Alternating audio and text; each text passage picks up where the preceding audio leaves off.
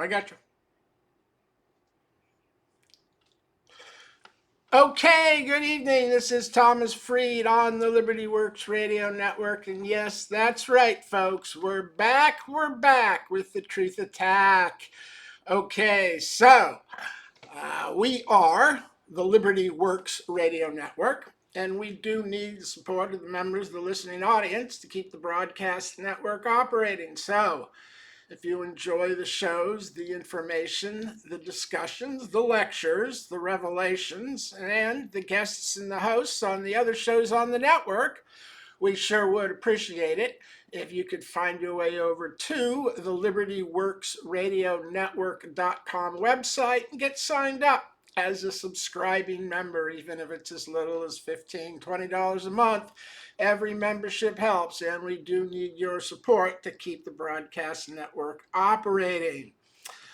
And if you want to get more fully informed and fully educated on the maladministration of the federal income tax over the last 75 years by the IRS, the DOJ, and the lower federal courts, who have been allowed to basically lie, cheat, and steal to enforce the second plank of the Communist Manifesto in place of any constitutional taxation.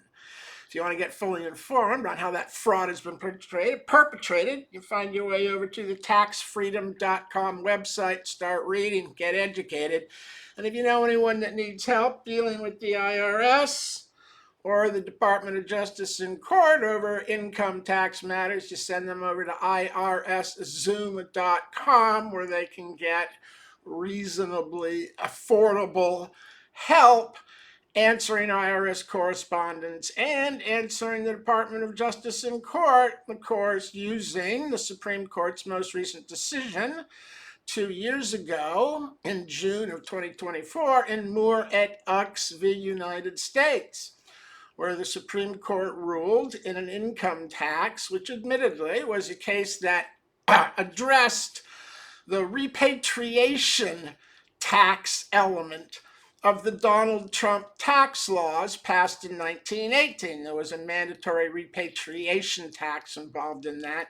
In this case, Moore et al. v. United States went to court based on a dispute over whether or not revenue earned by a company, an Indian company operating in India, that made money but didn't distribute any dividends to any shareholders. And one of those shareholders was an American. And the question to the court, the IRS alleged that even though no dividends had been paid and no income was realized, the earnings of the Indian company were allegedly taxable to the American shareholder on a pass-through basis. The same way an LLC or an S-Corp, they don't pay the tax. They just file reports showing what percentages of the earnings and expenses and deductions or earnings and expenses of the company were allotted to which shareholders and in what amounts. And then those earnings and expenses have to be incorporated into the personal return of the underlying shareholders. So when an LLC earns money, it doesn't matter that nothing is paid to the underlying shareholders. Everybody has to pay their share of the tax on what was earned. And this case, Moore et al., involved an Indian company. And the court held that that tax was legitimate. Based on the fact that you had similar taxes in the U.S., just like the LLC and S-Corp example I laid out, where earnings were taxable to the shareholder despite the fact that no capital had actually been delivered or realized as income as a basis of dividend on earnings that had been paid. Even though this case involves the taxation of an American citizen who owns shares in an Indian company, the court, before addressing the details of the case and the decision, it laid out a comprehensive and complete constitutional foundation upon which all federal taxation is predicated. This, of course, involves identifying that the Constitution allows direct taxes and indirect taxes. And although indirect taxes are not identified by name, they've always been categorized as such in order to differentiate that group from the direct tax. Now, the direct tax is required to be apportioned to the state. So any direct tax, like $100 per person, has to be paid by the states. The government can never approach the citizens for payment of a direct tax.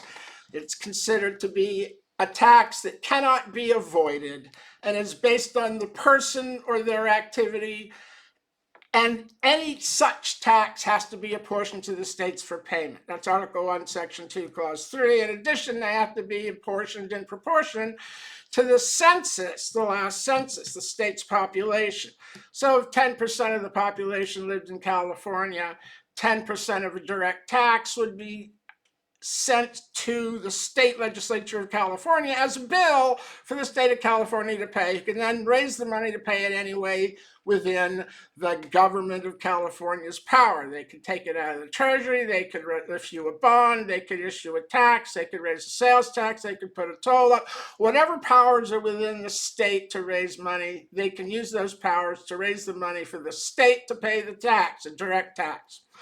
Now, the other group, the indirect taxes, are specifically referenced in Article 1, Section 8, Clause 1 as imposts, duties, and excises. And again, it doesn't specifically say indirect, but these taxes, imposts, duties, and excises, or 181 taxes, are required to be uniform. So in order to differentiate the taxes that are allowed as impost, duty, and excise, which must be uniform, from the direct taxes, which must be apportioned, they came up with this indirect label to describe the impost on foreign activity, foreign imports, and in foreign places, the duty on exported goods, and the excise on commodities, licenses, and corporations. So, what's the income tax? Is it a direct tax that has to be paid by the states because of the apportionment requirement? Did the 16th Amendment change that? Or is it an indirect tax that only applies to foreigners, imports, exports, commodities, licenses, and corporations? Or is the tax on the American people in the 50 states? Any of their activities, rent, interest, dividends, none of these things are earned because you're a corporation or have a taxable license or are dealing in a commodity. And your labor is not a commodity and cannot be taxed by excise. It's certainly not an import or an exported good, and it's not foreign. So your labor's not taxable by impost, duty, or excise. So there is no indirect taxing power, impost, duty, or excise, that reaches the activities or the earnings or the income of the American people who are conducted by right within the 50 states. And that is why the lower courts, since basically the early 60s, have been holding and ruling that the 16th Amendment removed the limitation on direct taxes and authorizes and allows the federal income tax as a direct tax without limitation that has to be paid by the individual.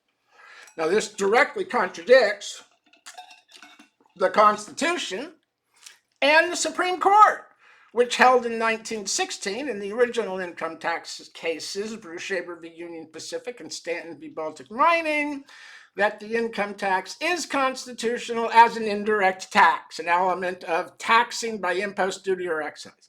Specifically, where income is not the object of the tax, nor is it the subject of the taxation. The subject of the taxation is the activity or transaction subject to the impost, duty, or excise. The object of the tax is that specific transaction conducted. Income is not the subject or the object. It's the yardstick that measures the amount of tax owed on the earnings derived from the activities and transactions that were conducted that were subject to taxation, federal taxation, by impost, duty, or excise. So if you weren't involved in any import, export, license, commodity, didn't act as a corporation and didn't earn any money in the territories or possessions or in a foreign country under tax treaty, you don't owe any federal tax because there is no federal taxing power that reaches your earnings. Not your salary, not your wages. None of the things listed in Section 61 are taxable sources for citizens in the 50 states. Section 61 was not part of the original legislation of the income tax law in 1913. It came 5 years later under an entirely different piece of original legislation. What was it? Because original legislation is important. It shows applicability and may imply limitation to the tax or to the statute. Section 61 did not originate in 1913. It originated 5 years later in 1918 under the Canadian Tax Treaty, a 75-year-long Canadian tax treaty that expired in 1993. None of the sources of Section 61, when earned in the 50 states by a citizen, are taxable. They were only taxable to citizens when earned in Canada between 1918 and 1993, when the 75-year-long treaty expired, 1918 to 1993, 75 years. In 1993, it was replaced with NAFTA, which has since been replaced with the MCA, Mexico-Canadian Treaty, America Treaty. There's no taxation. Section 61 has been dead letter law for over 30 years, 33 years at this count. It doesn't apply. It has no application. The reason why they've been getting away with its application is because in 1955, the Supreme Court, in writing, wrote a ruling upholding treble damages to a corporation as taxable. That Section 61 represented Congress's power to tax all accessions to wealth, which of course immediately misapplies Section 61 as though it were domestic legislation without ever addressing where would that power come from to tax all accessions to wealth, as opposed to foreign activity and foreign imports by impost, exported goods by duty, and commodities, licenses, and corporations by excise. Where does the power to tax all accessions to wealth of citizens come out of the impost, duty, and excise taxing powers? It doesn't exist. It can't. And that's why they've had to lie to you and tell you it's the 16th Amendment that allowed them to tax everything you do as though you were a slave. And they could take 100% if they want, and there's nothing you can do about it except keep working. Because the only thing they can't do is take 101%, can they? They can't take more than you actually make. But the fact that they can take any reduces you to a state of subservience and destroys freedom and liberty. And when they hijack a third of the paycheck before you ever see it, it makes sure you stay enslaved. Okay, I think I heard that first commercial break coming up here. So we'll be back in 5. This is Thomas Freed on the Liberty Works Radio Network. This is the Truth Attack Hour.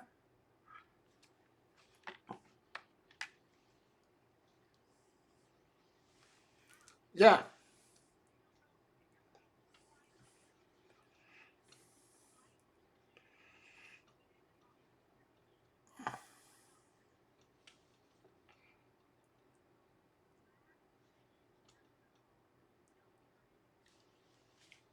Well, I didn't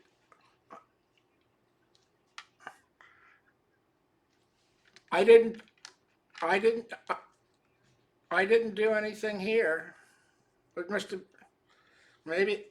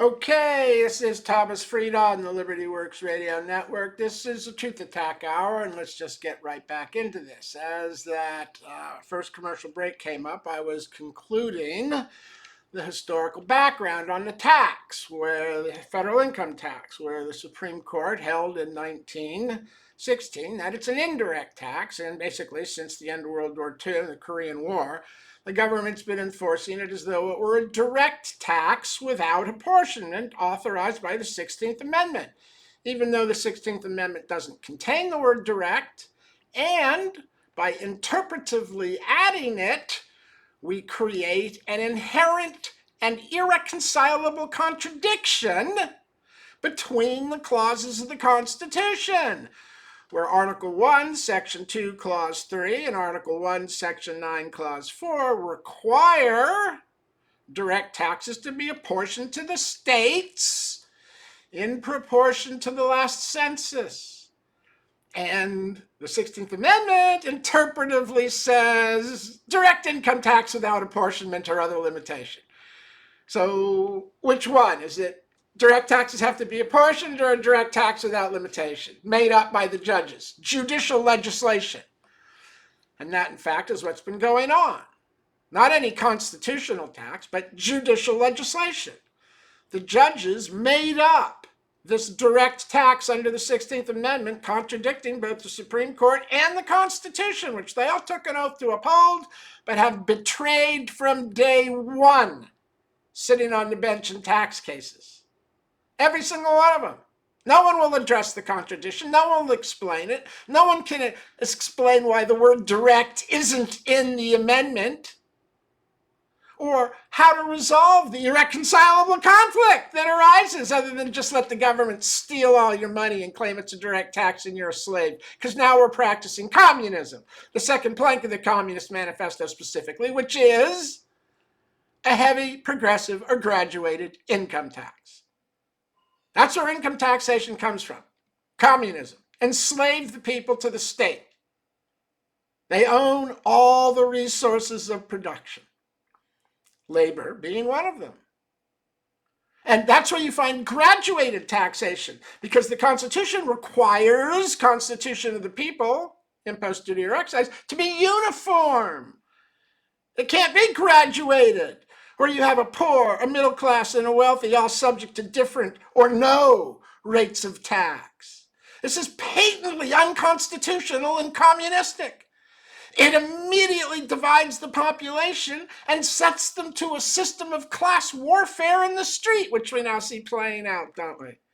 And what are the classes based on? The brackets of the income tax.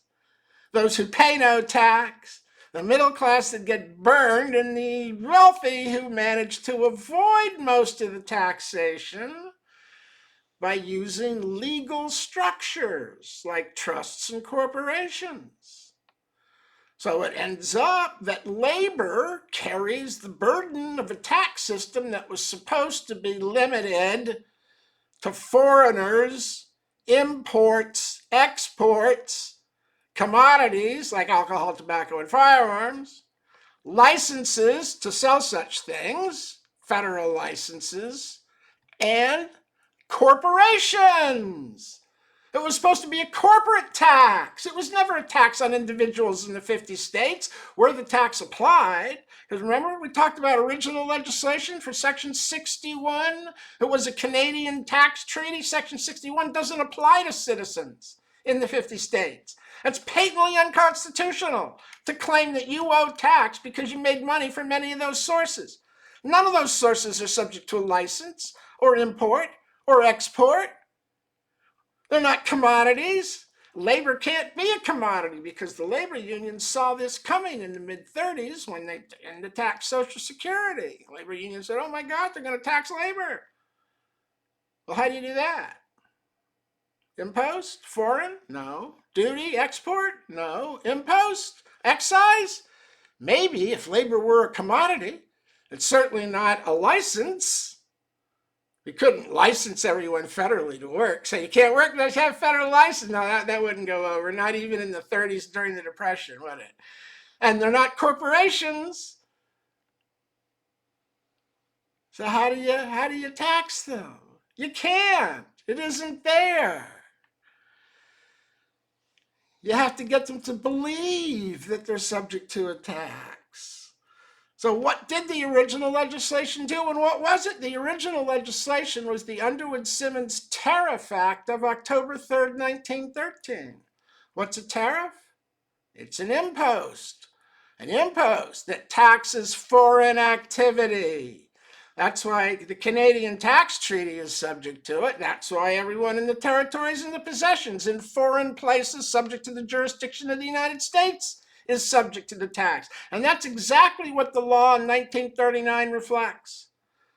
Non-resident aliens are subject to the collection of the tax in America. Citizens are subject to the collection and payment of the tax in the territories and possessions. Foreign corporations are subject to the tax, and domestic corporations are subject to the tax from 1909, previously imposed. So impost, duty, and excise don't tax labor, and they can't, because the labor unions, as I said, they saw in the 1930s that they were going to try and tax the labor of the American people, and they went to Congress. They had them write Title 15, Section 17, which says the labor of a human being is not a commodity or article of commerce. And of course, that's what's subject to excise taxation of the commodities and articles of commerce.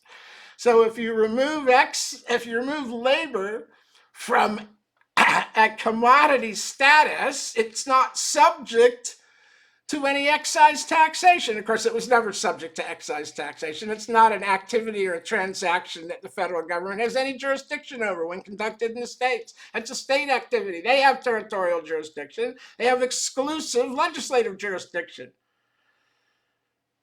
Not the federal government. But the states didn't write any of these taxes. They're piggybacking the federal government's wrongful and communistic application. If the federal tax falls, all the state taxes fall too. They're all hinged on the federal. And there is no federal tax imposed on your right to work. So it's an indirect tax up until 1955, when in Glenshaw Glass you have this taxing all accessions to wealth interpretation that the lower courts immediately adopted. And since 1980, every single circuit court in the country has its own precedent declaring, irrefutably declaring, no argument, no one can, indisputable, it's a direct tax under the 16th Amendment. It's a direct tax under the 16th Amendment, directly contradicting everything, rewriting the Constitution, reversing the original Bruce-Saber decision, judicial legislation, just making it up. Every single circuit court in the country has a case they cite.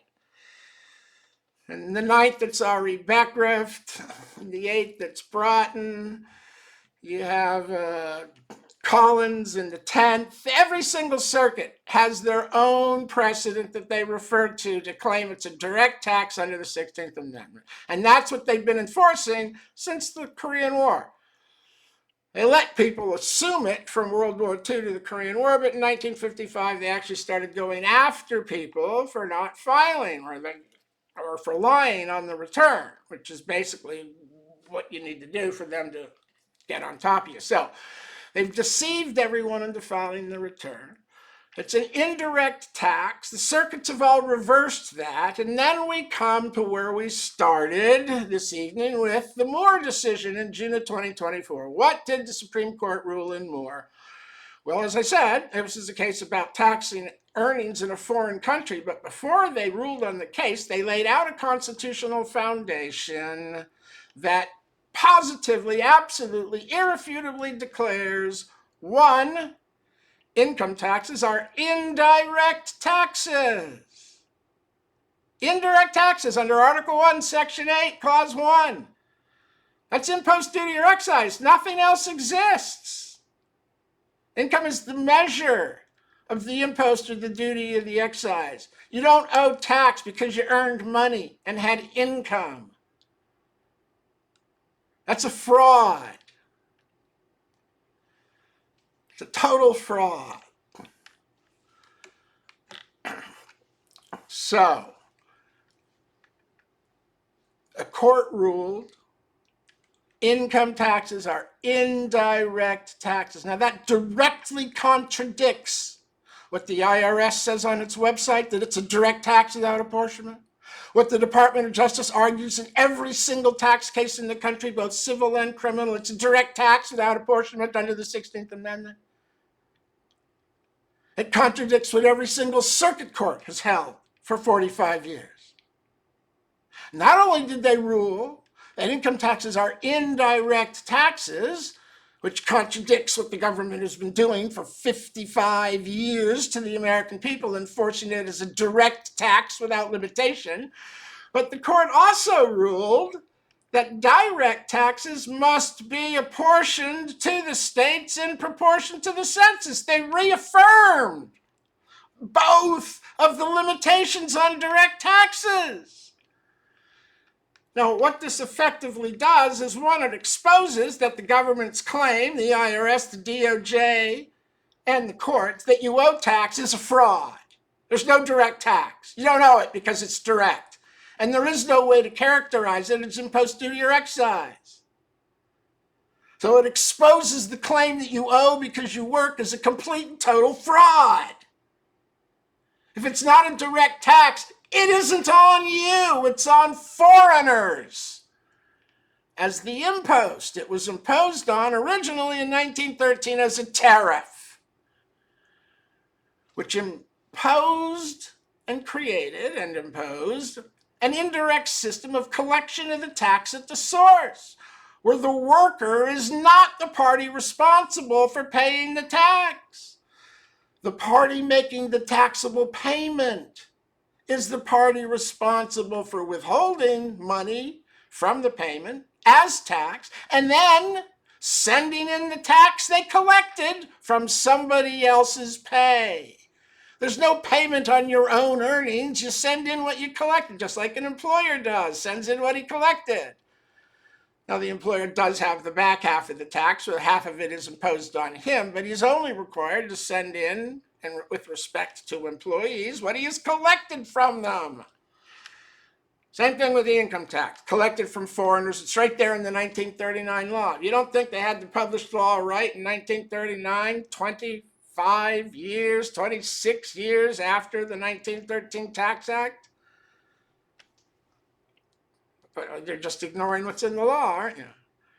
The 1939 statutes show it clearly. This is all exposed at taxfreedom.com, and you can see the documents. Now, not only did they rule that income taxes are indirect taxes, not direct, they ruled that direct taxes have to be apportioned to the states. And that means every single tax collection case coming out of the courts, both civil and criminal, for the last 55 years has been a constitutional fraud. It's a class action, $1 trillion class action suit. They have been enforcing the tax as a direct tax that doesn't exist according to the Supreme Court. There is no unlimited direct taxation under the 16th Amendment. That never existed. That's what they said in 1916, and that's what they repeated in 1937 in Stewart Machine, and now they repeat it again in 2024. 100% consistency from the Supreme Court. Why the Supreme Court allowed this nonsense to go on from 60 years, from 1955 to 2024? Well, you answer that question, right? This is the same court that gave you Roe v. Wade, affirmative action, and regulatory deference under Chevron, right? This is the court that gave the liberals and the bureaucracy the power to step in and rule your life. It wasn't until the liberal judges were removed and replaced by Donald Trump with conservative justices that we come back to the Constitution after 100 years. Okay, this is Thomas Freed. I hear that second commercial break coming up. We are the Liberty Works Radio Network. This is the Truth Attack Hour. We'll be back in 5 after these messages. Get signed up as a supporting member at the LibertyWorksRadioNetwork.com website. We need your help.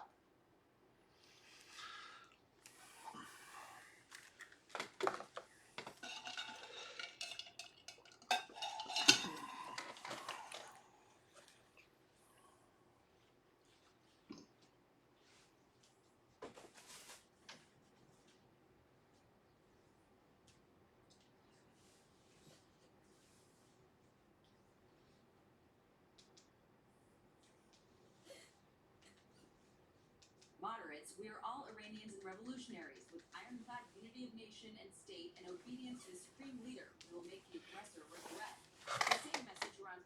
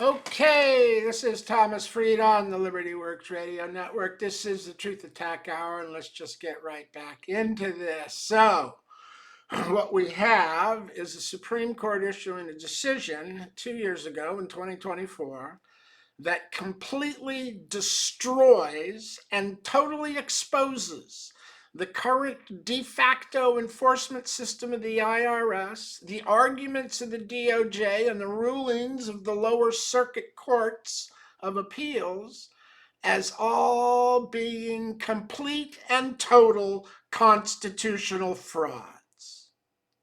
Absolutely fraudulent and communistic.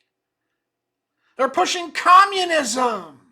Unlimited power of the government to rule every element of the people, which are divided into classes to make sure they spend all their time fighting one another, constantly asking the government on both sides to assume more power, to step in and interfere in the conflict the government engineered with the non-uniform graduated class legislation of the tax brackets of the income tax.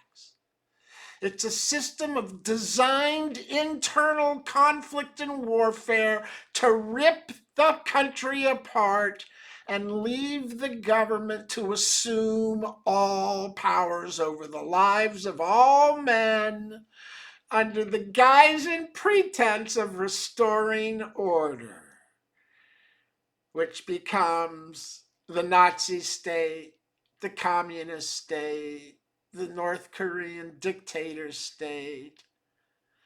We've seen all the resulting states that socialism results in, and the economic destruction of the nation that adopts it. And yet, this is what the judges have been enforcing by judicial legislation. Communism, direct taxation, graduated taxation. No limitation on the powers of the government to steal under the guise and pretense of the three-letter word tax. And is there any hope? Well, it doesn't look like it, does it? Because for the last 2 years, despite Moore, no federal court will apply the rulings made in Moore to a domestic tax case. They're still insisting it's a direct tax under the 16th Amendment, and no court is addressing the obvious conflict. And for some reason, the Supreme Court doesn't want to apply either of its decisions to any domestic tax case. So the Supreme Court is now guilty in the conspiracy to allow communism and graduated taxation to be enforced instead of legitimate, constitutional, indirect, uniform taxation of foreigners by impost, of exports by duty, of imports by impost, in foreign places by impost, and by excise on commodities, licenses, and corporations. They refuse to apply the fact that labor doesn't fit into any one of those categories. It's not a federal activity. It's not a licensed activity. It's not a taxable transaction like buying alcohol, cigarettes, or firearms. These are all state activities that the federal government has invaded by creating an ignorant and propagandized by indoctrination's population in society. And how did that happen? Oh, well, why don't we look at what they're teaching in the schools today? Should we take a look at that? They used to teach reading, writing, arithmetic, the 3 R's, together with a history. Although, okay, his story, right? Anybody who writes the history, it tends to be biased for the people that wrote it. To the victor go the spoils, shall they say. So you can admit that every version of history has a counter side to it, but at least they used to teach you how to investigate that history by encouraging you to go read other books. Reading, writing, arithmetic, some basic language structure, maybe some Latin to make sure you had the ability to deal with foreign languages to some extent or understood our cultural origins. which come out of both Greece and Rome. Thank God they didn't make us learn Greek, right? Okay, well, what are they teaching now? Well, since the 70s, they've been teaching feminism, haven't they? The free and independent woman and the anti-male, because everything is prejudiced against the woman. And they're teaching since the 80s climate crisis. Oh, the Earth's going to be destroyed because it's getting too cold. Oh, whoops, no, that ended in the 80s. Now it's going to get too hot. Oh, whoops, that's ending now. There's always some weather emergency, and it's always global. The climate crisis is never regional, which is how all weather behaves. No, it's global. And you're going to die. It's too hot. It's too cold. Only government can save you. How? By turning off your energy. Turning off your energy. That way you won't put CO2 into the air. I'm sorry, CO2 is what we exhale. It's what the plants inhale. And all the evidence shows that a greener planet would be better. Better, more food. Because they exhale oxygen. Oh. Forgot about that part. No, climate change is bad. Government has to take over, step in, and reduce you to living in a cave so that they can tell you, don't worry about the weather. And of course, behind the schools has been not actual atheism, but the removal of religion, God, and basic fundamental Christian morality from the schools. You don't have to teach religion, but shouldn't it be based on the 10 Commandments? Thou shalt not murder, thou shalt not steal, thou shalt not bear false witness. Aren't these good principles to teach in the school that you might want to instill in your youth so that as adults they adopt them and recognize the value and the purpose and the reason for their being there? Seems to me like you might. But no, today's schools, they don't do that. They don't do that. So you got feminism, climate crisis, atheism, and what have they added recently? Oh, that's right, CRT, critical race theory. Let's make sure we aggravate that black-white conflict, even though it doesn't really exist in our institutional society anymore. Show me an institution still practicing institutional racism. Doesn't exist. Any restaurant, even restaurant that tries, gets sued out of existence. There's no institutional racism. What do you want, the thought police? So that anytime you think somebody's thinking bad or thinking something bad about a black person or brown person or yellow person or red person or white person, oh no, white can't include white. Thinking bad about whites, that's not racism. It's only racism if it's thinking bad, and then it's thought police because we want to get inside your head and make you stop thinking that way. How are you going to do that? How are you going to make someone, let's say, for example, in the very deep South, how are you going to make them stop thinking the way they think? Does it only apply to one side, or should it be applied to both sides? Where do you draw the line? Should the line be drawn at actual intrusion of rights or property of another so that you can believe what you want as long as you don't exert physical force, control, intrusion, or damage on others who are equally empowered to think what they want without damaging or intruding upon you? Should that where the line be drawn so that everybody can think what they want? I mean, you get to say what you want. Shouldn't you be able to think what you want? Oh no, the government's going to get inside your head and use thought police to get rid of racism. It wasn't enough to remove it institutionally, which we have done. No, but they're still teaching critical race theory. You're oppressed because that's what you get taught to believe, not because it's a fact in our world. Oh, what else have they added to the school curriculum recently? How about gender dysmorphia?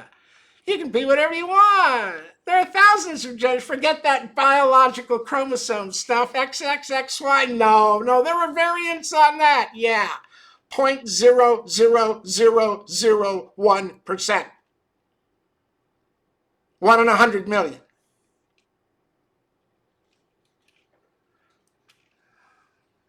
XX, XY. It's basic fundamental biological chemistry, biological fact.